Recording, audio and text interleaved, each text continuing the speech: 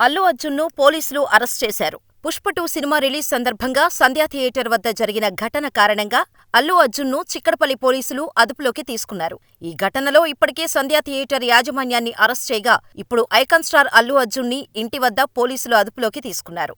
అల్లు అర్జున్ నటించిన Pushpa 2 cinema December 5న grand గా థియేటర్లో రిలీజ్ అవ్వగా, డిసెంబర్ 4 రాత్రి 9:40 వ్యక్తిగత భద్రతా సిబ్బందితో సంధ్యా థియేటర్ వద్దకు అల్లు అర్జున్ థియేటర్కు వచ్చారు. ఆ సమయంలో భద్రతా సిబ్బంది ప్రేక్షకులను అదుపు చేసే క్రమంలో నెట్టేయడం ప్రారంభించారు. అప్పటికే థియేటర్ లోపల, బయట ప్రేక్షకులతో కిక్కిరిసిపోయి ఉంది. ఈ క్రమంలో తోపులాట జరిగింది. దిల్సుఖ్ నగర్కు చెందిన రేవతి కుటుంబం ఈ తొక్కిసలాటలో కిందపడిపోయారు.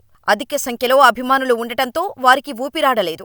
వారిని గమనించిన పోలీసు సిబ్బంది వెంటనే బయటకు లాగారు. రేవతి కుమారుడు 13 ఏళ్ల శ్రీతేజకు సిపిఆర్ చేసి దుర్గాబాయి దేశ్ముఖ్ ఆస్పత్రికి తరలించారు. అప్పటికే రేవతి మృతి చెందినట్టు ఆస్పత్రి వైద్యులు తెలిపారు. శ్రీతేజను మరో ఆస్పత్రికి తరలించాలని అక్కడి వైద్యులు సూచించారు. ఈ ఘటనపై బాధితురాలి కుటుంబ సభ్యుల ఫిర్యాదు మేరకు కేసు నమోదు చేసి దర్యాప్తు చేస్తున్నారు పోలీసులు. ఇప్పటికే ఈ ఘటనలో 3 అరెస్ట్ చేశారు పోలీసులు. సంధ్యా థియేటర్ యజమానితో పాటు మేనేజర్ని అరెస్ట్ చేశారు.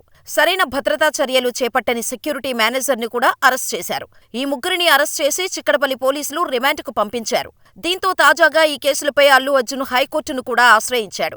తనపై నమోదు చేసిన కేసులను కొట్టేయాలని పిటిషన్ దాఖలు చేశాడు. దీంతో న్యాయస్థానం తీర్పుపై సర్వత్రా ఆసక్తి నెలకొంది. సంధ్యా థియేటర్ తొక్కిసలాట ఘటనలో అల్లు అర్జున్ని చిక్కడపల్లి పోలీసులు నిందితుల లిస్టులో చేర్చారు.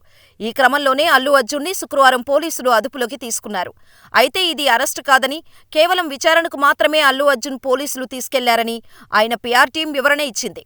కాగా సంధ్యా థియేటర్ వద్ద జరిగిన ఘటనపై పోలీసులు సంచలన విషయాలు వెల్లడించారు. మధ్య మండల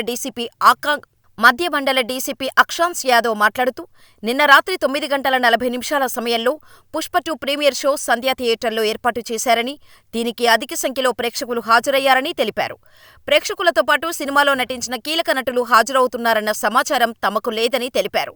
కనీసం థియేటర్ యాజమాన్యం కూడా తమకు ఆ సమాచారం చెప్పలేదని, దీనికోసం థియేటర్ యాజమాన్యం కూడా ఎలాంటి ముందస్తు చర్యలు తీసుకోలేదని తెలిపారు.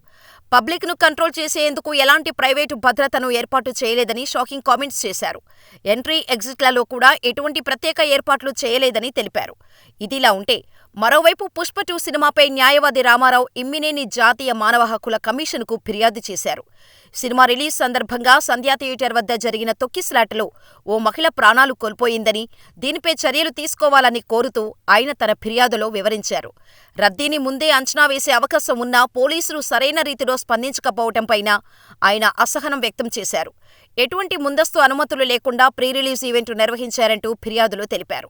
చిక్కడపల్లి పోలీసులు అత్యుత్సాహంతో లాఠీచార్జ్ చేయటం, ముందస్తు జాగ్రత్తలేమీ తీసుకోకపోవడంతోనే మహిళ మృతి చెందినట్టు పిటిషనర్ ఆరోపించారు. ఘటనపై విచారణ జరిపి చర్యలు తీసుకోవాల్సిందిగా తన ఫిర్యాదులో పేర్కొన్నాడు. పిటిషన్ను విచారణకు స్వీకరించిన ఎన్హెచ్ఆర్సీ దీనిపై దర్యాప్తు జరపనుంది.